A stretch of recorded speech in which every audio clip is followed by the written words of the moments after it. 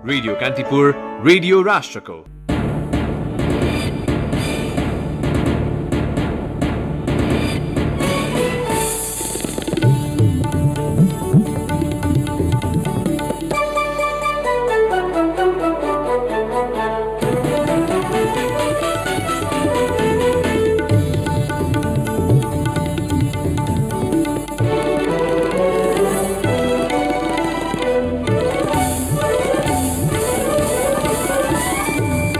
राष्ट्रिय सभाको 7औं अधिवेशन भोलि सुरु हुँदै पहिलो दिनबाट नेकपाको दाहाल नेपाल समूहसहित प्रतिपक्षी दलहरू सरकारी गैर संवैधानिक कदम विरुद्ध आवाज उठाउने तयारीमा विभिन्न अध्यादेश टेबल हुने कार्यसूची। प्रदेश 1 मा नेकपा विवाद उत्कर्षमा संसदीय दलको नेतामा दाहाल नेपाल समूहद्वारा भीम आचार्य चयन। ओली समूहका नेता शेरधन राईद्वारा 15 जना सांसद 3 महिनाका लागि निलम्बित। बीपी कोइरालाद्वारा 44 वर्ष अघि प्रतिपादित राष्ट्रिय एकता तथा मेलमिलाप दिवसको सान्दर्भिकता अझै उत्तिकै लोकतन्त्र नै धरापमा परेका बेला मेलमिलाप नीतिले एकताबद्ध गराउन प्रेरित गर्ने सरकारवालाको दावे। यो पुस्ताले बिताएको सबैभन्दा पीडादायी वर्षका रूपमा दर्ज भएर सन् 2020 आज मध्यरातिबाट बिदा हुँदै सिनोफार्म कम्पनीले बनाएको कोरोना भाइरस विरुद्धको खोप सशर्त प्रयोगका लागि चीन सरकारको अनुमति। र प्रधानमन्त्री कप राष्ट्रिय महिला क्रिकेट प्रतियोगिताको सेमिफाइनल समीकरण पूरा। लीग चरणको अन्तिम खेलमा गण्डकी विरुद्ध प्रदेश 1 को प्रभावशाली जित। नमस्कार, कान्तिपुर डायरीका साथमा रमेश र इन्द्रलक्ष्मी। समाचार अब विस्तारमा। राष्ट्रिय सभाको 7औं अधिवेशन भोलि सुरु हुँदैछ। सरकारको सिफारिसमा राष्ट्रपतिले प्रतिनिधि सभा विघटन गरेपछि राष्ट्रिय सभाको मात्रै अधिवेशन सुरु हुन लागेको हो। अघिल्लो अधिवेशन अन्त्य भएको पर्सि शनिबार 6 महिना पुग्ने भएपछि बाध्यात्मक अवस्थापछि सरकारले भोलिबाट राष्ट्रिय सभाको अधिवेशन बोलाएको हो। पहिलो बैठक भोलि अपराह्न 4 बजे सुरु हुनेछ। राष्ट्रिय सभा कार्यव्यवस्था परामर्श समितिले भोलि बस्ने पहिलो बैठकका लागि कार्यसूची तय गरेको छ। अधिवेशन आह्वान सम्बन्धी राष्ट्रपतिको पत्र पढेर बैठकको सुरुवात हुनेछ। अधिवेशनको पहिलो बैठकमा राष्ट्रिय सभामा प्रतिनिधित्व गर्ने दलका तर्फबाट नेताहरूले सम्बोधन गर्ने कार्यसूची रहेको संघीय संसद सचिवालयले जनाएको छ। राष्ट्रिय सभा नेकपा, नेपाली कांग्रेस र जनता समाजवादी पार्टीको प्रतिनिधित्व छ। भोलिको बैठकमा 6औं अधिवेशनपछि जारी भएका अध्यादेशहरू समेत टेबल हुने कार्यसूची रहेको राष्ट्रिय सभाका सचिव राजेन्द्र फुयालले जानकारी दिनुभयो। सरकारको सिफारिसमा राष्ट्रपतिबाट यो बीचमा संवैधानिक परिषद सम्बन्धी अध्यादेश, यौन हिंसा विरुद्धका केही ऐनलाई संशोधन गर्ने अध्यादेश, तेजाब तथा अन्य घातक रासायनिक पदार्थ नियमन अध्यादेश लगायत 7वटा अध्यादेश जारी भएको थियो। यस्तै बैठकमा दिगो विकास तथा सुशासन समितिले आफ्नो प्रतिवेदन पेश गर्नेछ भने थारू आयोग, मधेसी आयोग लगायत संवैधानिक आयोगहरूको प्रतिवेदनहरू पनि टेबल हुनेछ। राष्ट्रिय सभाको सबैभन्दा ठूलो दल नेकपा 2 समूहमा विभाजित भएपछि निर्वाचन आयोगबाट दल विभाजन सम्बन्धी पत्र आइ नसकेकाले भोलिको बैठकमा एकै दलको हैसियतमा बस्ने सिटको व्यवस्थापन गरिएको सचिव फुयालले बताउनुभयो। यद्यपि नेकपाको दाहाल नेपाल समूह, नेपाली कांग्रेस र जसपा नेताले भोलिबाटै बैठकबाटै सरकारको गैर संवैधानिक कदम विरुद्धको आवाज उठाउने तयारी गरेका छन्। गत असोज 1 गते सांसद मनोनित भएका नेकपाका उपाध्यक्ष वामदेव गौतमको भने भोलि पहिलो बैठक हुनेछ। अधिवेशन सुरु हुनु अघि आज सदस्यहरूको पीसीआर परीक्षणका लागि स्वाब संकलन गरिएको थियो। नेकपाको दाहाल नेपाल समूहले मुख्यमन्त्री शेरधन राईलाई दलको नेताबाट हटाएपछि प्रदेश 1 मा विवाद छताछुल्ल भएको छ। दाहाल नेपाल समूहको नेकपा प्रदेश 1 का संसदीय दलका उपनेता टंक आङबुहाङले मुख्यमन्त्री राईलाई दलको नेताबाट हटाएको पत्र प्रदेशसभा संसद सचिवालयमा दर्ता गराउनु भएको हो। सो समूहको संसदीय दलको बैठकले मुख्यमन्त्री राईलाई दलको नेताबाट हटाउँदै भीम आचार्यलाई निर्वाचित गरेको छ। उपनेता आङबुहाङले संसद सचिवालयमा दर्ता गराएको पत्रमा दलको निर्णयको छाया कपी संलग्न नभएको र यो संसद सचिवालय भन्दा पनि प्रदेश प्रमुखको अधिकार क्षेत्रको विषय भएको सचिवालयका सचिव गोपाल प्रसाद पराजुलीले बताउनुभयो। दाहाल नेपाल समूहका 37 जना सांसदले गत आइतबार प्रदेशसभामा मुख्यमन्त्री राई विरुद्ध अविश्वासको प्रस्ताव दर्ता गराएका थिए। नेकपा संसदीय दलको विधान अनुसार दलका नेता विरुद्ध अविश्वासको प्रस्ताव लिखित रूपमा आएको अवस्थामा उपनेताले प्रमुख सचेतकलाई 15 दिनभित्र बैठक बोलाउन निर्देशन दिनुपर्ने उल्लेख छ। तर मुख्यमन्त्री राई समूहका मानिने प्रमुख सचेतक बुद्धि कुमार राजभण्डारीले संसदीय दलको बैठकबारे कुनै जानकारी नभएको बताउनुभयो। यसैबीच मुख्यमन्त्री एवं संसदीय दलका नेता शेरधन राईले नेकपाको विधान विपरीत काम गरेको भन्दै दाहाल नेपाल समूहका 15 जना प्रदेशसभा सदस्यलाई 3 महिनाका लागि निलम्बन गर्नुभएको छ। प्रदेशसभा सदस्यलाई निलम्बन गरेको बोधार्थ पत्र प्रमुख सचेतक बुद्धिकुमार राजभण्डारीले प्रदेशसभामा सचिवालयमा बुझाउनु भएको हो। संसदीय दलको सदस्य भएको अवस्थामा दलका नेतालाई कुनै जानकारी नगराई प्रदेशसभा समक्ष अविश्वासको प्रस्तावमा हस्ताक्षर गरेको र अनुशासनको पालना नगरेकाले कारबाही गरिएको पत्रमा उल्लेख छ। सोधिएको स्पष्टीकरणको जवाब समेत नदिएकाले संसदीय दलको सदस्यता निलम्बन गर्दै 3 महिनासम्म दलको सबै क्रियाकलापबाट वञ्चित गरिएको पत्रमा उल्लेख छ। प्रमुख सचेतक राजभण्डारीले 19 जना सदस्यलाई गत सोमबार 24 घण्टे स्पष्टीकरण सोध्नु भएको थियो। कारबाहीमा पर्ने दाहाल नेपाल समूहका भीम आचार्य, इन्द्रबहादुर आङबो, जीवन घिमिरे, विजय कुमार विश्वास, टङ्कबहादुर आङबुहाङ लगायत छन्। तत्काल मौखिक रूपमा स्पष्टीकरण दिएका र लिखित बुझाउने जानकारी गराएका 4 जनालाई भने निलम्बन नगरिएको उहाँले बताउनुभयो। सभामुख अग्नि सापकोटाले प्रधानमन्त्री केपी शर्मा ओलीलाई प्रतिनिधि सभा विघटनको अधिकार नरहेको बताउनु भएको छ। प्रतिनिधि सभा विघटनबारे सभामुखको भूमिकालाई लिएर टीका टिप्पणी भइरहेका बेला सापकोटाले राज्यका हरेक पक्षसँग छलफल गरिरहेको जानकारी दिनुभयो। पछिल्ला राजनीतिक घटनाक्रमलाई लिएर विभिन्न महिला संगठनको ध्यानाकर्षण पत्र बुझ्दै उहाँले प्रतिनिधि सभा विघटन सम्बन्धी संवैधानिक व्यवस्थालाई आधार बनाएर सर्वोच्च अदालतमा जवाफ पठाउने तयारी गरेको जानकारी दिनुभयो। महिला संगठनले बुझाएको पत्रमा प्रतिनिधि सभा विघटन प्रधानमन्त्रीको व्यक्तिवादी, अधिनायकवादी र निरङ्कुश चरित्रको परिणाम भएको उल्लेख गर्दै उनीहरूले प्रतिनिधि सभा विघटन गर्ने निर्णय खारेजीको माग गरिएको छ। काठमाडौँमा आयोजित अर्को कार्यक्रममा पूर्व राष्ट्रपति रामवरण यादवले सरकारले असंवैधानिक ढङ्गले प्रतिनिधि सभा विघटन गरेको भन्दै त्यसलाई सच्याउन सबै जिम्मेवार भएर लाग्नुपर्ने बताउनु भएको छ। असंवैधानिक कार्यलाई कसरी संवैधानिक बनाउने भन्नेमा राजनीतिक पार्टी, पत्रकार, चेतनशील नागरिकका साथै सम्पूर्ण देशवासीको जिम्मेवारी रहेको उहाँको भनाइ थियो। राज्यका 4वटा अङ्गमा एउटा संविधानको व्याख्याता अदालत रहेकोले त्यहीँबाट अहिलेको समस्या समाधान हुने यादवको विश्वास थियो।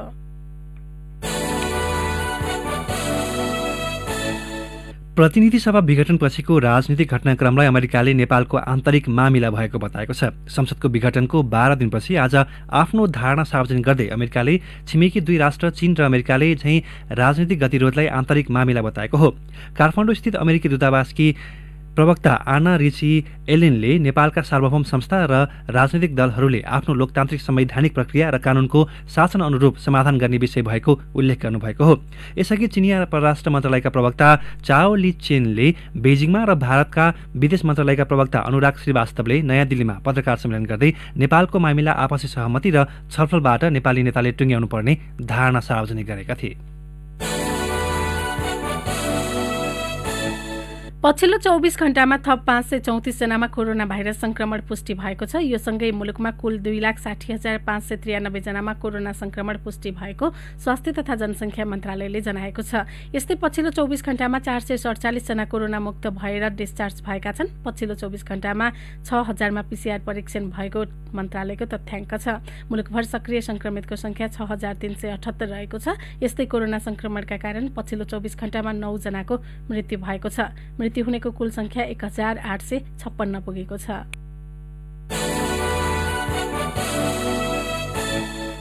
अब कान्तिपुर सविस्तारको पालो। कान्तिपुर सविस्तार। 45औं राष्ट्रिय एकता तथा मेलमिलाप दिवस नेपाली कांग्रेस र उसका भातृ संगठनले विभिन्न कार्यक्रम गरी मनाएका छन्। 2033 साल पुस 16 गते बीपी कोइराला, गणेश मानसिंह लगायतका नेता निर्वासन जीवन त्यागेर भारतबाट स्वदेश फर्केको दिनको सम्झनामा कांग्रेसले पुस 16 गतेलाई मेलमिलाप दिवसका रूपमा मनाउँदै आएको छ। मेलमिलापको नीति बोकेर नेपाल आएका बीपी सहितका नेतालाई पक्राउ गरी काठमाडौँको सुन्दरी जेल बन्दीगृहमा राखिएको थियो। बीपीको निधन भएको 38 वर्ष र भारत निर्वासनबाट फर्केको 44 वर्ष भइसके पनि राष्ट्रिय मेलमिलाप नीतिको औचित्य पछिल्लो समय झन बढ्दै गएको छ। राष्ट्रिय मेलमिलापको राजनीतिक निर्णयको गहिराई बुझ्न बीपी स्वदेश फर्किनु अघि दक्षिण एसियामा भएका 2 घटना बङ्गलादेशको उदय र सिक्किमको भारत विलयलाई बिर्सन नहुने बताउनुहुन्छ पूर्व कांग्रेस नेता जेपी गुप्ता। यसबाट दक्षिण एसिया अशान्त मात्रै नभएर प्रत्यक्ष प्रभावित हुँदै गर्दा नेपालमा समेत त्यसको असर पर्न सक्छ भन्ने विश्लेषण सहित बीपीले मेलमिलापको सिद्धान्त प्रतिपादन गरेको स्मरण गर्नुहुन्छ गुप्ता। दक्षिण एसियाली एसियाली राजनीतिमा गम्भीर प्रकारको ध्रुवीकरण भयो र एकपछि अर्को गरी दक्षिण एसियाली मुलुकहरूको प्रजातन्त्र समाप्त हुँदै गयो। पाकिस्तानमा प्रजातन्त्र रहेन, बङ्गलादेशमा प्रजातन्त्र रहेन, श्रीलङ्का पूर्ण रूपले वैदेशिक प्रभावमा पर्न गयो र सबैभन्दा सारणीय विषय अफगानिस्तानमा सोभियत रुस आयो। यसले गर्दा मुलुकहरूको देशीय प्रजातन्त्र समाप्त हुनुको साथसाथै दक्षिण एसिया दुईटा महाशक्ति राष्ट्रको चेपुवामा पर्यो र बीपीको ठोस विश्लेषण थियो कि यस स्थितिमा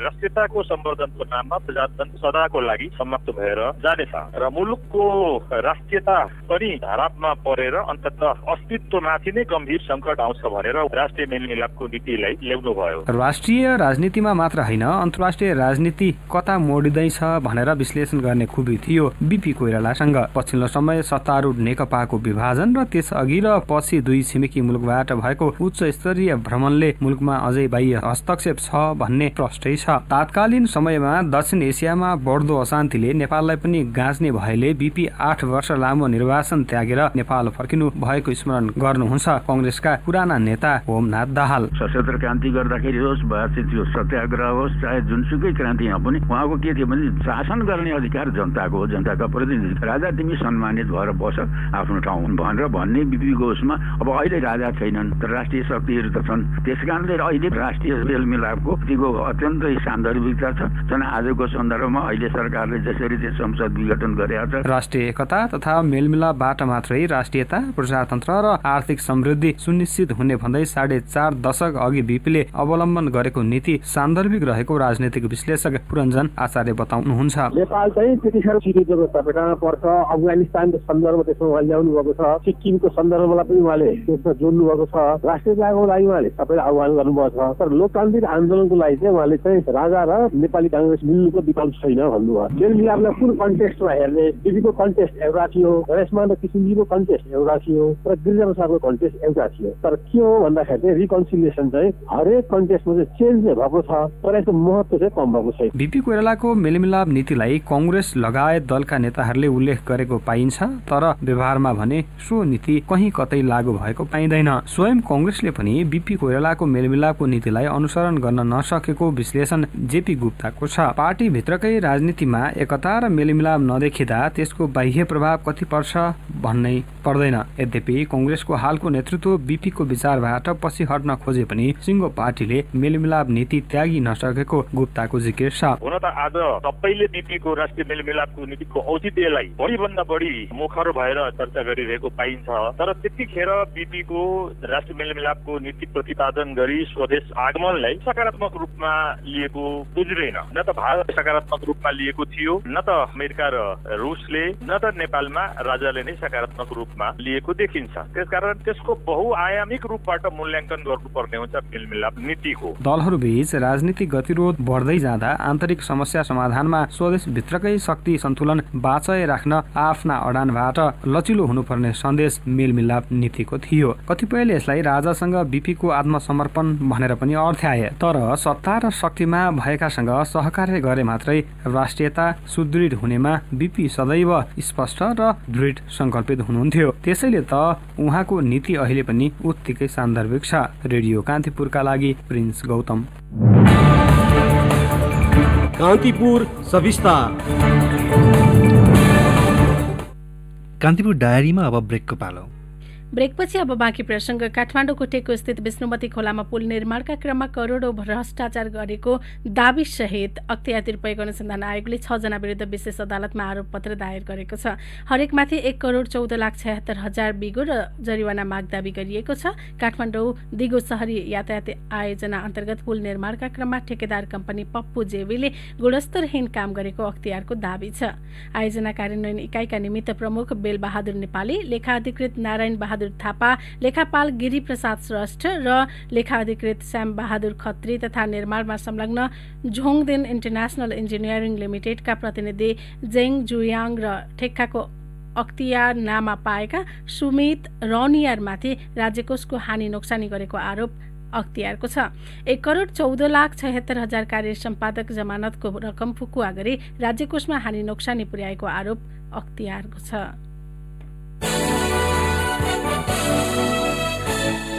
लुम्बिनी सुगर मिलले उखु किसानहरूको खातामा 1 करोड 9 लाख रुपैयाँ जम्मा गरेको छ। बक्यौता भुक्तानी नदिएको अभियोग सञ्चालक मनोज अग्रवाल पर्साबाट पक्रा परे लगतै मिलले बक्यौता भुक्तानी सुरु गरेको हो। नवलपरासी पश्चिमका प्रमुख जिल्ला अधिकारी सागरमणि पाठकका अनुसार उद्योगले 3 वर्ष अगाडि खरिद गरेको उखुको अझै भुक्तानी गरेको छैन।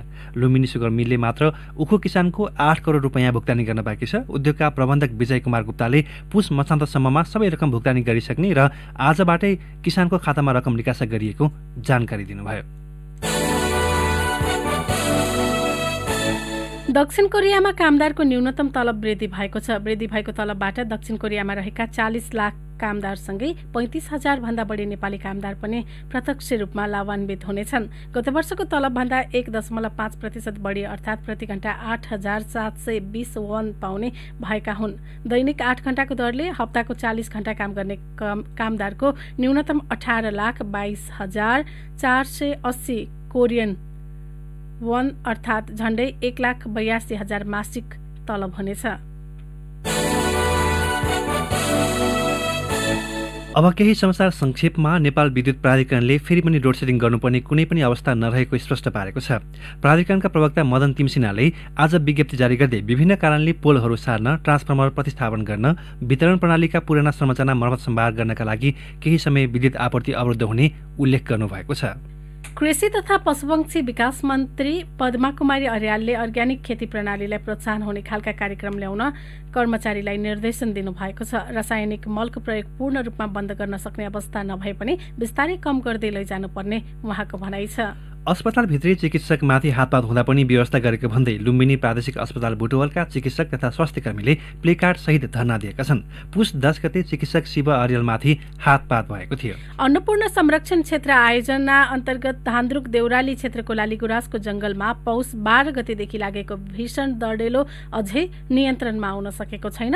कास्की र म्याग्दीको सीमावर्ती क्षेत्रको लालीगुराँस, सल्लो र निगालाको झाडी रहेको जंगलमा डढेलो लागेको हो।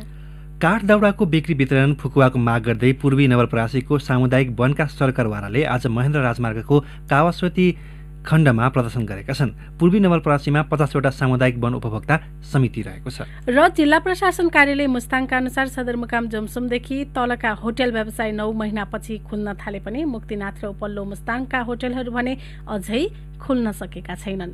कान्तिपुर डायरीमा पुनः ब्रेकको पालो। कान्तिपुर डायरीमा अब आर्थिक प्रसङ्ग। खाद्य व्यवस्था तथा व्यापार कम्पनीले समयमै खाद्यान्न ढुवानी नगर्दा माथिल्लो डोल्पामा अभाव चलिएको छ। खाद्यान्न ढुवानीका लागि ठेक्का लागेको 1 महिना भइसक्दा समेत डोल्पो बुद्ध गाउँपालिकाको केन्द्र धोमा अझै चामल पुगेको छैन। कम्पनीले डोल्पाका डोल्पो बुद्ध, सेफोक्सुन्डो र छार्का ताङसुङ गाउँपालिकामा विभिन्न वाहनामा पछिल्लो 2 वर्ष अनुदानको चामल पठाएको थिएन। खाद्यान्न अभाव भएपछि स्थानीय तह, जिल्ला प्रशासन, जिल्ला खाद्य सुरक्षा समिति लगायतको दबावपछि उपल्लो डोल्पामा चामल ढुवानीको ठेक्का खुलेको थियो। कारोबार हुने साताको अन्तिम दिन आज धितोपत्र बजार 25 अङ्कले उकालो लागेको छ। शेयर कारोबार मापक नेप्सी परिसूचक आज 25.21 अङ्कले बढेर 2087.27 बिन्दुमा पुगेर बन्द भएको छ। यो अहिलेसम्मकै उच्च अङ्क हो। नेप्सेसँगै कारोबार रकममा पनि अघिल्लो दिनको तुलनामा 1 अर्ब रुपियाँले वृद्धि भएको छ।